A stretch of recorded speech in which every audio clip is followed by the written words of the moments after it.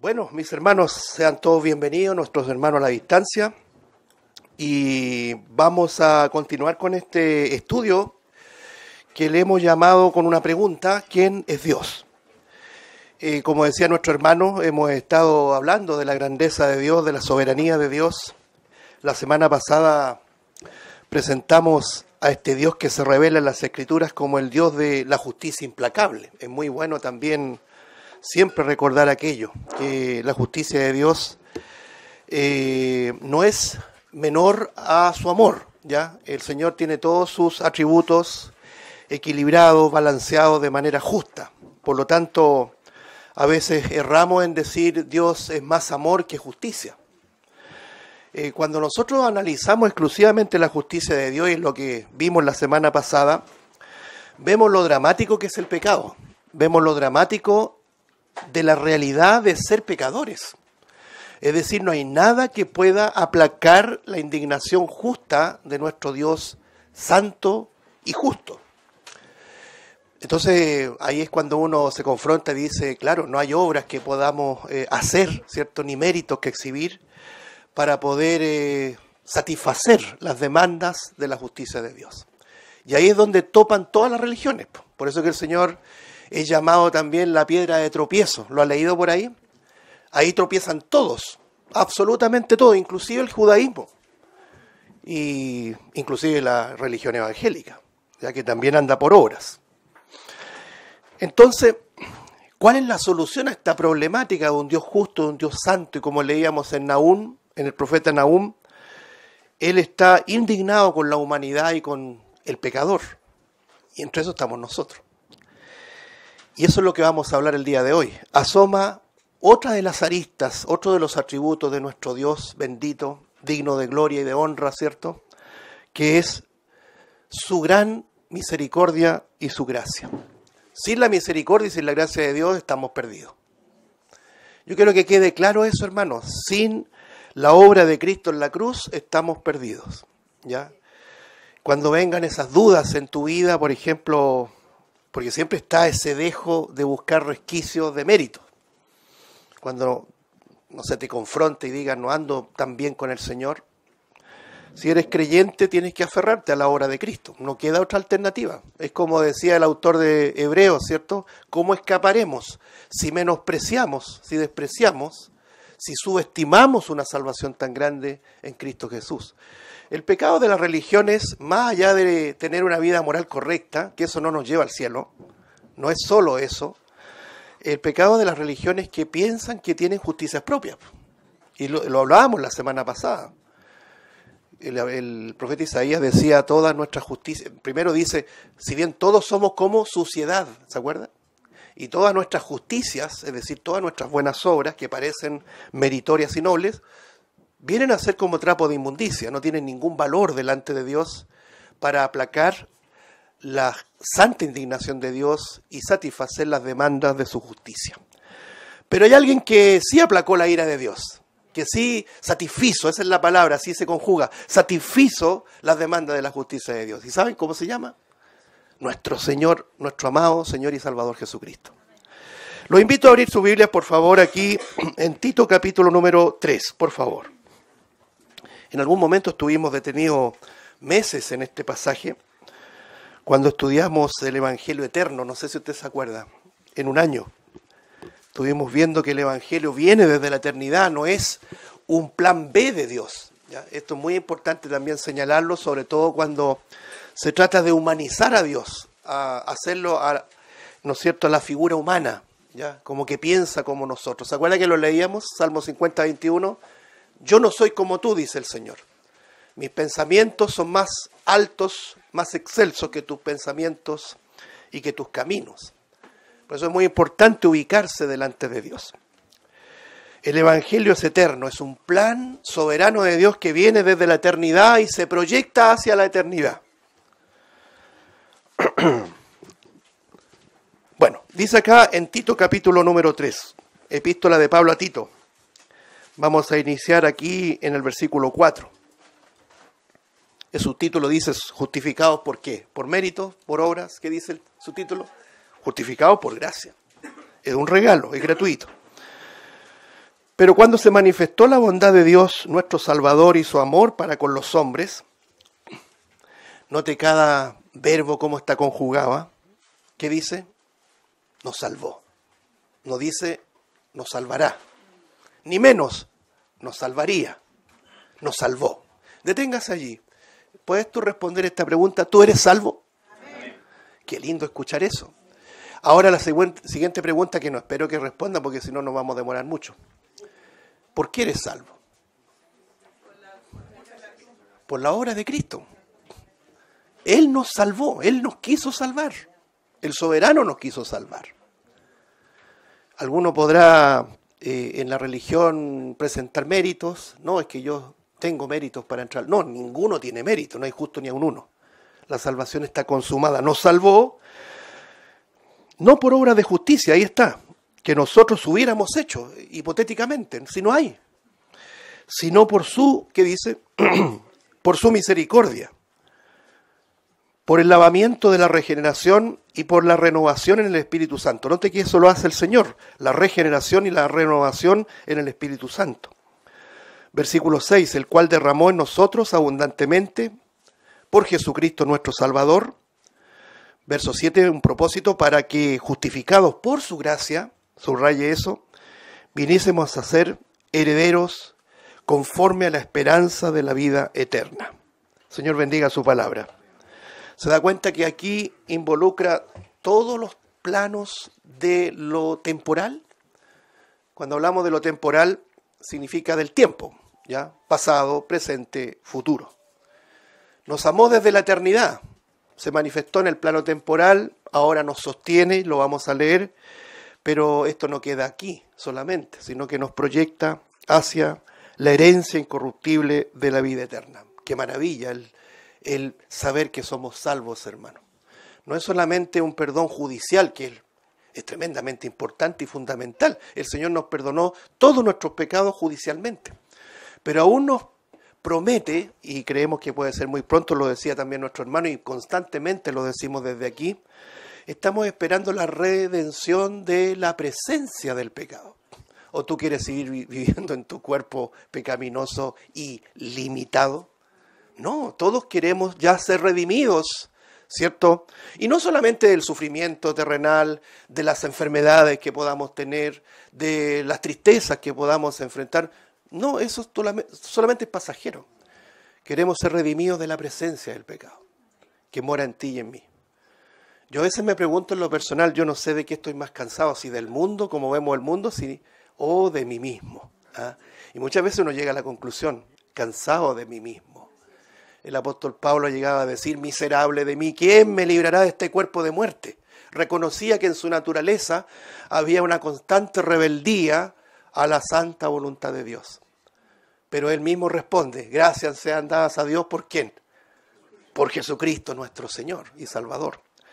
Entonces, lo primero que quiero aquí señalar y que quiero que lo subrayemos ahí, en nuestro corazón, lo dejemos ahí como convicciones, no como conocimiento, es que Dios manifiesta su bondad. Si Dios no manifiesta su bondad, no hay salvación.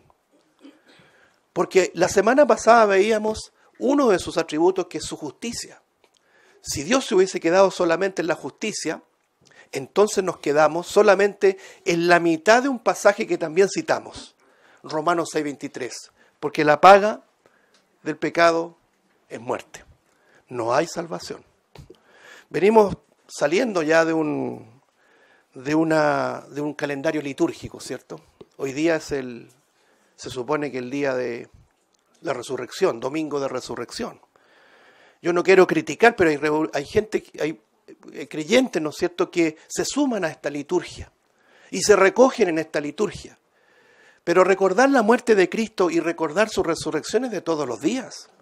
No puede estar circunscrito a un calendario religioso y litúrgico. La vida religiosa no nos lleva al cielo, hermanos. Lo que nos lleva al cielo es descansar en la obra todosuficiente de Cristo, porque Dios quiso manifestar otro de sus atributos, que es su bondad, que es su gracia, que es su misericordia. Y de eso vamos a estar hablando, hermanos, porque Dios y su inmenso amor, por un amor partamos de la base de que el amor de Dios no es como nosotros amamos. ¿A quién amas tú? A quienes te aman. Pero quien te aborrece no es parte de quienes tú amas.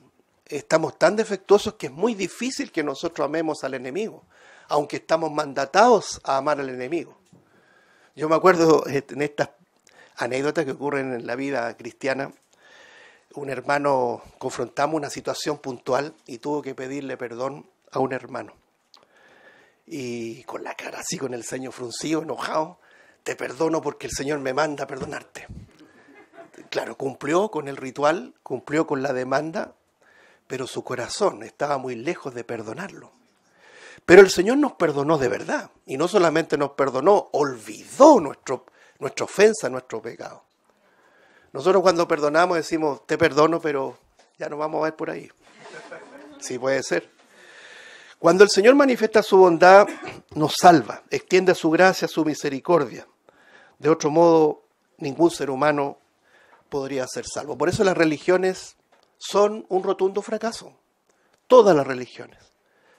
Por eso que nos cuesta decir, cuando salimos la otra vez a predicar el Evangelio, nos preguntan, ¿de qué religión? No profesamos una religión. Aunque la palabra religión no está mala en sí, pero está tan manoseada, ¿cierto? Está tan desprestigiada que decir religión es poco menos decir que somos salvos por cumplimiento de rituales, exigencias, pagar el diezmo y cosas por el estilo. Nada de eso nos salva. Es Dios quien nos quiso salvar y cuando Él promete, lo cumple. Yo quiero que nos quedemos ahí con esta preposición. No es preposición, es una conjunción.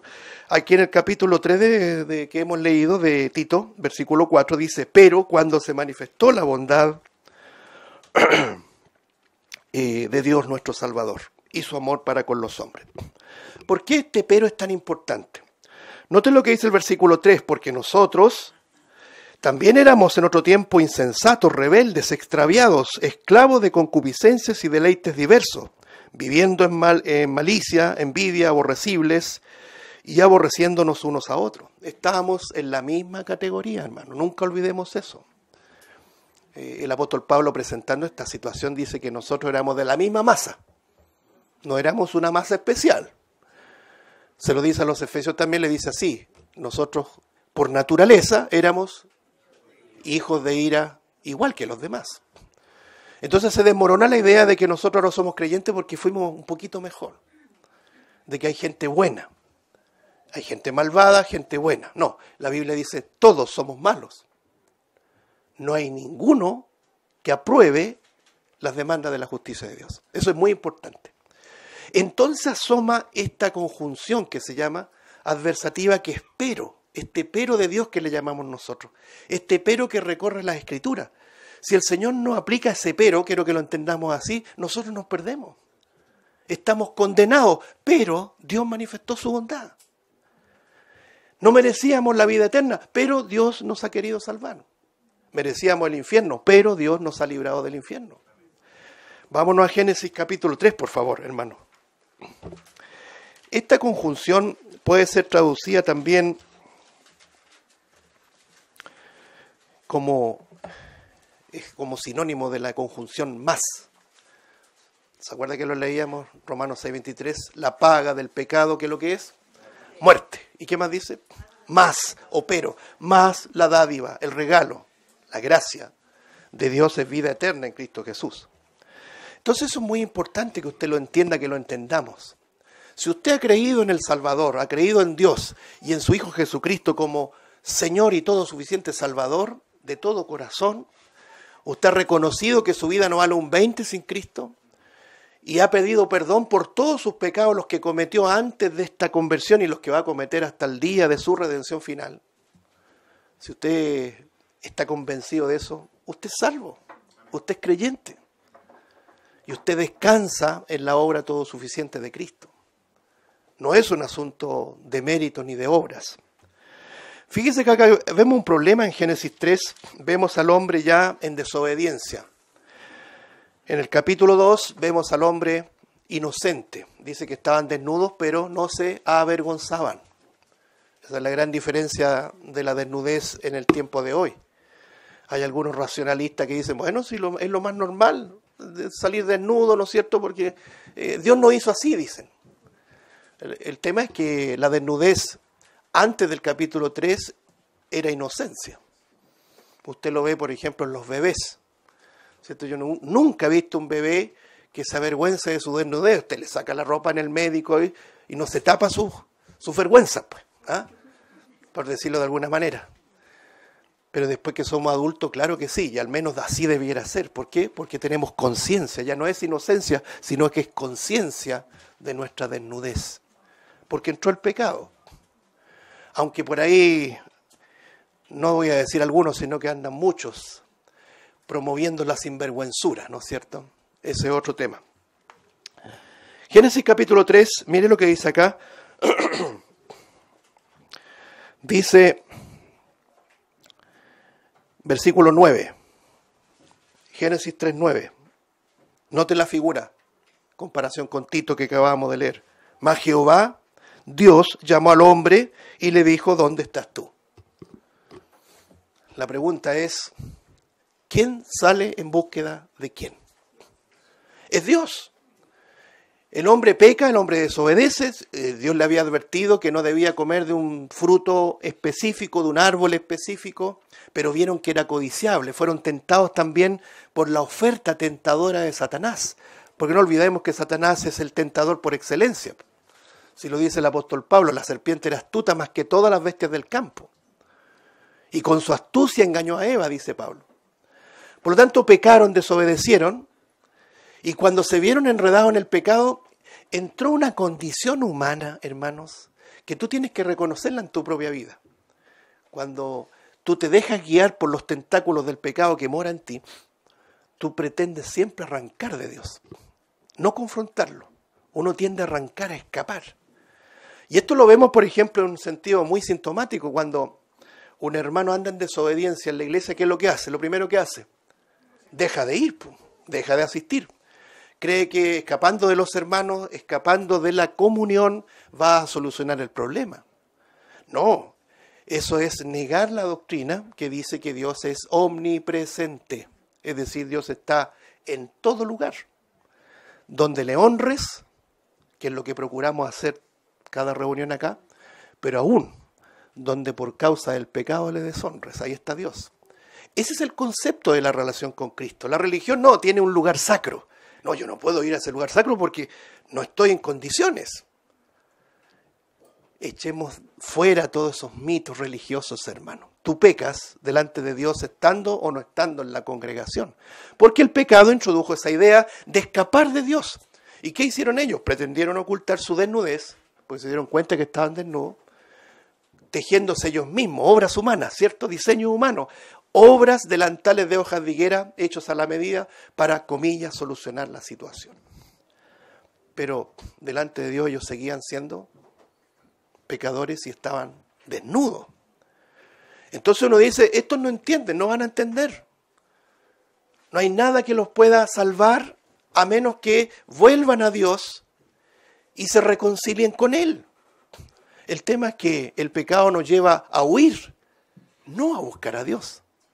Si no, en vano el apóstol Pablo dice, no hay quien busque a Dios. ¿O tú crees que tú lo buscaste? A veces nosotros somos bien soberbios, ¿no? Usted está equivocado porque yo busqué a Dios. Es una expresión humana y es respetable, pero no es lo que dice la Biblia. El hombre peca y lo que hace es escapar. Continuamente estamos huyendo de Dios. No queremos confrontarnos con Dios, con su palabra. ¿No es así? Entonces el hombre en esa constante huida pretendía neciamente ocultarse de Dios entre el follaje, ¿no es cierto?, de los árboles.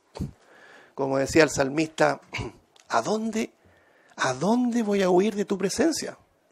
Si me fuera al cielo, allá estás tú. Si me fuera a los abismos, allá también tú estás. Porque Él es omnipresente. No podemos huir de Dios. Entonces, ¿cuál es la solución?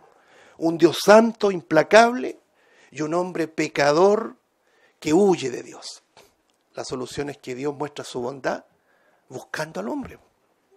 Mire lo que dice el versículo 9, más Dios, o Jehová Dios, llamó al hombre y le dijo, ¿dónde estás tú? ¿Qué pasa si Dios no sale a buscar al hombre, hermano? ¿Qué pasa si Dios no salió un día en búsqueda de ti y de mí? Nosotros seguimos nuestro destino al despeñadero, al infierno, hermano. Él nos buscó a nosotros. Me acuerdo que antiguamente cantábamos ese coro, tanto tiempo busqué y al fin te encontré. Y lo cantábamos y levantábamos las manos y llorábamos porque hoy día la nueva alabanza es solamente un canto antropocéntrico, en donde el hombre está en medio. Yo te adoro, yo te hago esto, yo... No, la alabanza es cristocéntrica, o debe ser cristocéntrica. Tú hiciste todo por mí. Yo no hice nada, absolutamente nada. Entonces cuando cantábamos esa nos emocionábamos, la letra era bonita en términos humanos, pero después descubríamos que el perdido no era Dios, pues. Los perdidos éramos nosotros. Y el Señor, gloria a Dios, que Él salió a nuestro encuentro. ¿Dónde estás tú? Nos dijo por la fe, ¿no es cierto? Entendemos esto. ¿Dónde estás tú? Nos buscó. ¿Y qué estábamos haciendo nosotros? Huyendo de Él. Aunque quizás en tu vida a lo mejor estábamos sumergidos en una religión. Permítame hacer un paréntesis que me parece ilustrativo. La religión, me acuerdo, antiguamente te hacía presentar tu vida sin Cristo. Pase a contar su testimonio, hermano, tanto. Y ahí pasaba, no sé si alguien lo vivió en estas asambleas más pentecostales, ¿cierto? Yo era aquí, yo era acá, y el Señor me limpió y bla, bla, bla. Ya. Y yo me acuerdo en lo particular, y es la experiencia también de otros hermanos, que no teníamos que contar, por hermano. Porque si usted ponía ahí en la balanza, y no me quiero jactar para nada, porque en Cristo no hay jactancia, pero no tomaba, no fumaba, no me drogaba, no andaba con prostitutas. ¿Qué es lo que voy a contarle a los hermanos de mi testimonio? Pero después con la doctrina uno empieza a aprender. Todos éramos pecadores. Aquí no existe el concepto de la gran mancha del pecado. Yo tenía una manchita. No. Con una manchita tú estás destituido de la gloria de Dios. Eso es lo que enseña la Biblia. Por lo tanto, el hombre escapa, huye, se encierra en una religión, en una filosofía, en buenas obras, atiende al prójimo y sigue huyendo de Dios. ¿Y qué es lo que soluciona esta problemática de raíz? Es que Dios sale a nuestro encuentro. Más Dios sale al encuentro del hombre y le dice, ¿dónde estás tú? Esa pregunta es la primera pregunta que Dios le hace al hombre. Usted ve en la Biblia, en Génesis, hay varias preguntas que Dios hace. Hay otra que le dice, ¿quién te enseñó que estabas desnudo? ¿Se acuerda? La primera es, ¿dónde estás tú? Que nos está enseñando de que Dios no sabía dónde estábamos nosotros, o en este caso nuestros primeros padres. Dios sabía muy bien dónde estaban, porque Él es omnipresente. Además es omnisciente. Está presente en todas partes y lo sabe todo. Lo que buscan en este conflicto, digamos, el Señor es la confesión. ¿Qué es la confesión, hermano?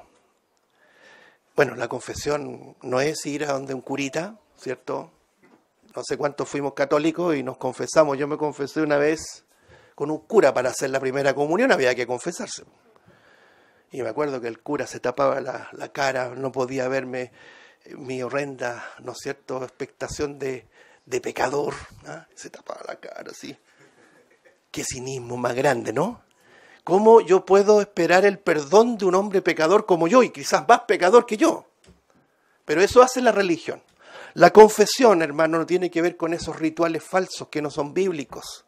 La confesión es directamente con Dios a través de Jesucristo. Sí, Señor, tú eres santo, tú eres justo, la paga del pecado es muerte, pero gracias te doy porque yo siendo pecador puedo ser salvo por la obra de Cristo. ¿Sabe? Hubo una confesión maravillosa que quedó ahí inscrita en la Biblia. Está en Lucas 18 cuando los publicanos eran odiados por los judíos, eran considerados traidores porque cobraban tributo y de alguna manera traicionaban al pueblo hebreo. Odiados, considerados de la última calaña, como se dice. Y dice que este publicano dijo esta frase. No una larga oración, dijo, sé propicio a mi pecador. ¿Quién le enseñó que el Señor propiciaba?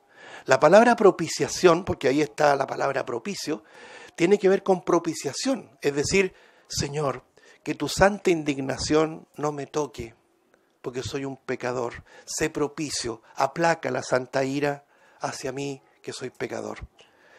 La Biblia dice que un corazón contrito y humillado, el Señor no despreciará.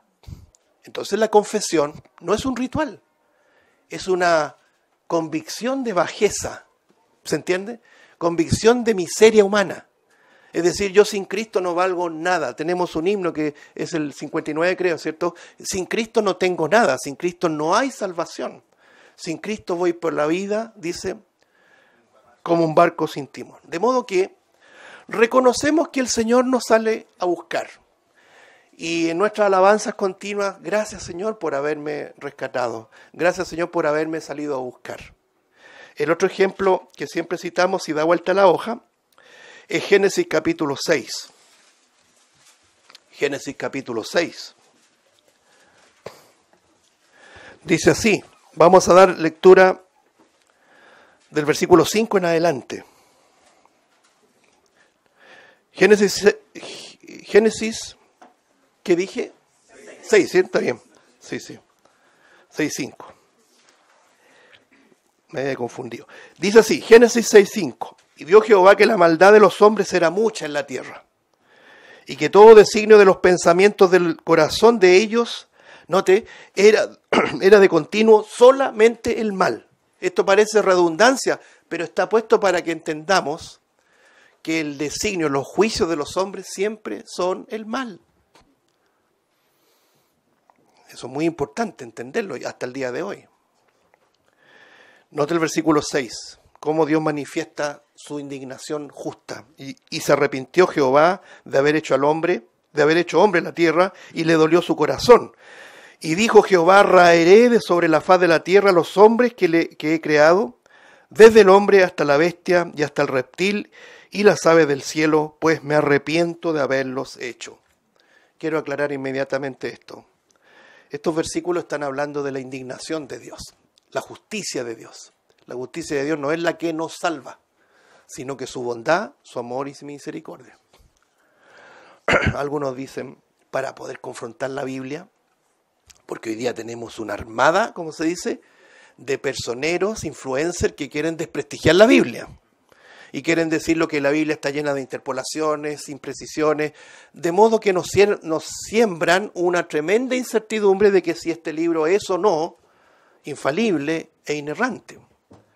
Nosotros como creyentes debemos afirmar, no solamente desde aquí, sino que donde el Señor nos lleve, la Biblia es la infalible palabra de Dios, inerrante y única norma de conducta y de fe. No necesitamos confesiones, no necesitamos tradiciones, no necesitamos hablar lo que dijeron los padres de la iglesia, no necesitamos nada más, la pura Biblia y solamente la Biblia. A eso tenemos que volver, hermano. Estamos en tiempos difíciles y peligrosos. Bueno, todas estas personas dicen, dicen, Números, el libro de Números dice, Dios no es hombre para que mienta, ni hijo de hombre para que se arrepienta. A, B, y aquí Dios dice que se arrepiente. Hay contradicciones, dicen ellos. ¿Cómo entendemos esa aparente contradicción? Primero tenemos que llevar todo esto al contexto general de las Escrituras. Dios no puede equivocarse. ¿Sabe por qué no puede equivocarse? Porque Él es Dios. Esa es la gran diferencia, la enorme diferencia con nosotros. Dios está manifestando cómo piensa un hombre respecto a la maldad. Está expresándose como un hombre, el dolor que le produce en su sensibilidad moral. Es lo que se conoce como antropomorfismo. Es decir, Dios toma forma humana para expresarse, para que nosotros podamos entender. Aquí no está diciendo que el Dios omnisciente y omnipresente y soberano se está arrepintiendo, sino que está expresando su sensibilidad moral respecto al pecado. ¿Se entiende? Bueno, después dicho eso, note el versículo 8 con qué figura gramatical inicia. Lea usted. Génesis 6:8. Pero Noé halló gracia ante los ojos de Jehová.